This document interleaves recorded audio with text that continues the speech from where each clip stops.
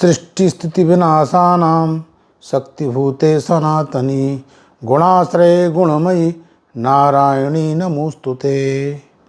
दीपावली का पर्व अत्यंत नज़दीक है। दीपावली का पर्व बड़ा महत्वपूर्ण माना जाता है। 5 दिन तक पराम्बा भगवती वरदा महालक्ष्मी का पूजन किया जाता है। धनतेरस से लेकर के भाई दूज तक का यह पंचपर्वा दीपावली पर्व मनाया जाता है। मुख्य पूजन कार्तिक कृष्ण अमावस्या की रात्रि में महालक्ष्मी का, जिनको वरदा लक्ष्मी कहा जाता है, किया जाता है। आज के दिन प्रातःकाल स्नान आदि से निवृत्त होकर के पार्वण श्राद्ध तर्पण करने के पश्चात सायंकाल वृष लग्न प्रदोष काल में महालक्ष्मी और गणेश जी की नूतन प्रतिमा की प्रतिष्ठा पूर्वक पूजन करना चाहिए। गणेश जी के दाहिने भाग में महालक्ष्मी जी को अष्टदल चंदन से अथवा कुमकुम से कमल या स्वस्तिक बना करके चांदी के सिक्कों को स्थापित करके उसमें लक्ष्मी का आवाहन कर पूजन करना चाहिए। इसके पूर्व गणेश, कलश, षोडश मातृका और ग्रहों का भी पूजन कर लेना चाहिए। इनके पूजन के पश्चात महालक्ष्मी का पूजन प्रारंभ करना चाहिए। पूजन की तैयारी में घी के 16 दीपक स्थापित करना चाहिए। उसके चारों ओर अन्य दीपों की आवली बना करके, तेल आदि के दीपकों की आवली बना करके अष्ट सिद्धि का भी पूजन करना चाहिए। पूर्व दिशा में अणिमने नमः कह करके पूजन करना चाहिए और अग्निकोण में महिमने नमः करके पूजन करना चाहिए। दक्षिण कोण में गर्मने नमः करके पूजन करना चाहिए और नैऋत्य में लघ्मिने नमः करके पूजन करना चाहिए और पश्चिम में प्राप्त्यै नमः कह के पूजन करना चाहिए और वायव्य दिशा में प्राकाम्यै नमः कहकर पूजन करना चाहिए। उत्तर में ईशितायै नमः कह के पूजन करना चाहिए और तथा ईशान्य में वसितायै नमः कह कर के पूजन करना चाहिए। इसके पश्चात ही तदनंतर 8 दिशाओं में महालक्ष्मी के 8 कोणों में अक्षत छोड़ते हुए अष्टलक्ष्मी का भी पूजन करना चाहिए। आद्य लक्ष्म्यै नमः कह करके, विद्या लक्ष्म्यै नमः कह करके, सौभाग्य लक्ष्म्यै नमः कह करके, अमृत लक्ष्म्यै नमः कह करके, काम लक्ष्म्यै नमः कह करके और सत्य लक्ष्म्यै कह के, भोग लक्ष्म्यै नमः कह के, योग लक्ष्म्यै नमः कह करके 8 दिशाओं में रंगा हुआ लाल चावल छोड़ना चाहिए। भगवती महालक्ष्मी के सामने 16 दीपक स्थापित करके 16 श्री सूक्त की ऋचाओं का पाठ करना चाहिए। जिनको श्री सूक्त आता है वह 16 ऋचाओं का पाठ कर सकते हैं। जिनको नहीं आता है तो एक दीपक रखें और लक्ष्म्यै नमः, दूसरा दीपक रखें लक्ष्म्यै नमः। इस प्रकार से 16 दीपक पराम्बा भगवती वरदा लक्ष्मी के सामने घी के स्थापित करना चाहिए, उनको समर्पित कर देना चाहिए। हाथ जोड़ करके भगवती से प्रार्थना करना चाहिए। अश्वदायी गोदायी धनदायी महाधने धनम मे जुखताम देवी सर्वकामांच देहि मे पुत्र पौत्रम धनम धान्यम हस्तस्वादि गवेरथम प्रजानां भवसी माता आयुष्मन्तं करोतु मे। भवानी त्वं महालक्ष्मी सर्वकामप्रदायिनी सुपूजिता प्रसन्नास्यान् महालक्ष्मी नमोस्तुते।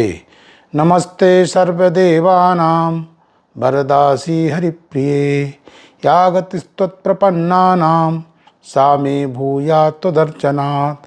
ओम लक्ष्मी गणपतिभ्यां नमः। प्रार्थना पूर्वक नमस्कारान् समर्पयामि। इसके बाद भगवती को वह पूजन समर्पित करना चाहिए। समर्पण करते हुए भगवती के सामने प्रार्थना करना चाहिए। कृतानेन पूजनेन लक्ष्मी गणपति प्रियतान् नमः।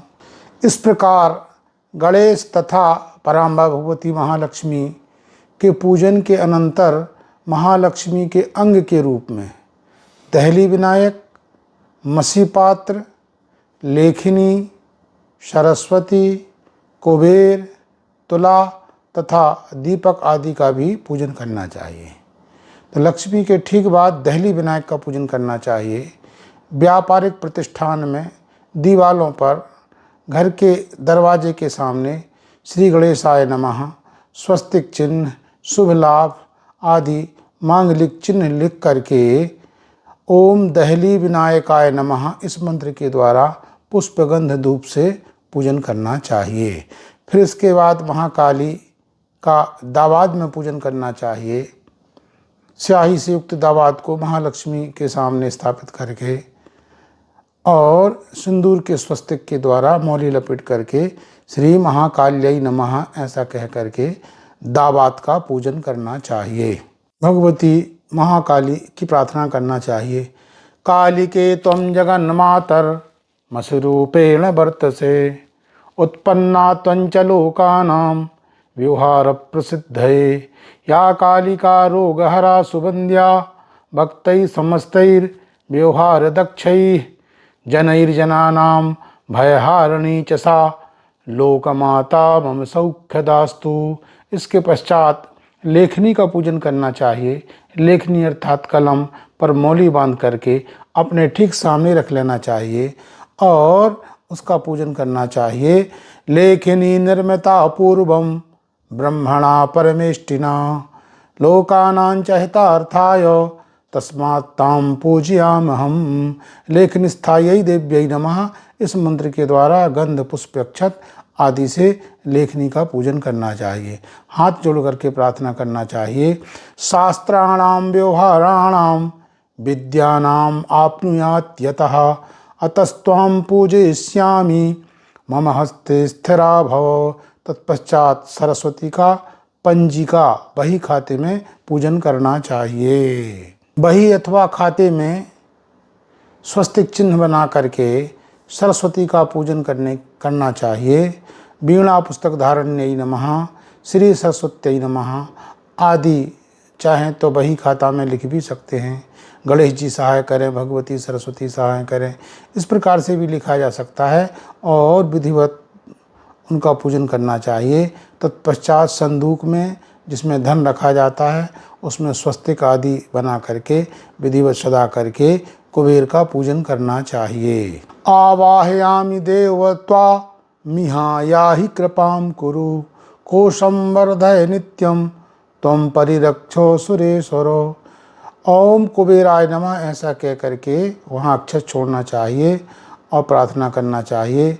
धनदाय नमस्तुभ्यं निधि पद्माधिपाय च, भवन्तु तत्प्रसादेन धन धान्यादि संपदा। इस प्रकार प्रार्थना कर पूर्व पूजित हल्दी, धनिया, कमलगट्टा, दूब आदि से युक्त थैली जिसको द्रव्य लक्ष्मी कहा जाता है उस द्रव्य लक्ष्मी को तिजोरी में रख देना चाहिए। इसके पश्चात तुला का पूजन करना चाहिए। तुला यदि सोने का चांदी का हो तो अच्छी बात है, नहीं तो लोहे का भी उसका भी पूजन करना चाहिए।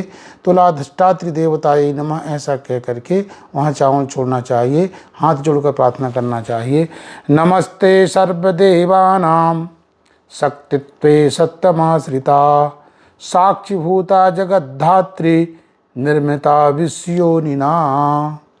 ओम तुलाधिष्ठात्री देवताये नमः ऐसा कह करके मंत्र अक्षत आदि छोड़ देना चाहिए।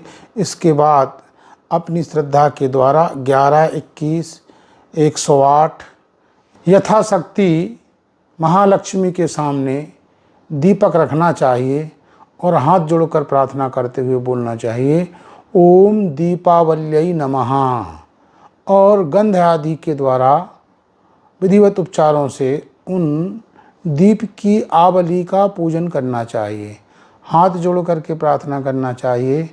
तुम ज्योतिस्तुम रविश्चंद्रो विद्युदग्निश्चतारका, सर्वेषां ज्योतिषां ज्योतिर्दीपावल्यै नमो नमः। तो दीप मालिका का पूजन कर अपने परंपरा के अनुसार संतरा, ईख, पानी फल, धान का लावा इत्यादि पदार्थ वहाँ चढ़ाना चाहिए। धान का लावा खील गणेश जी को, लक्ष्मी जी को और अन्य सभी देवताओं को समर्पित करना चाहिए।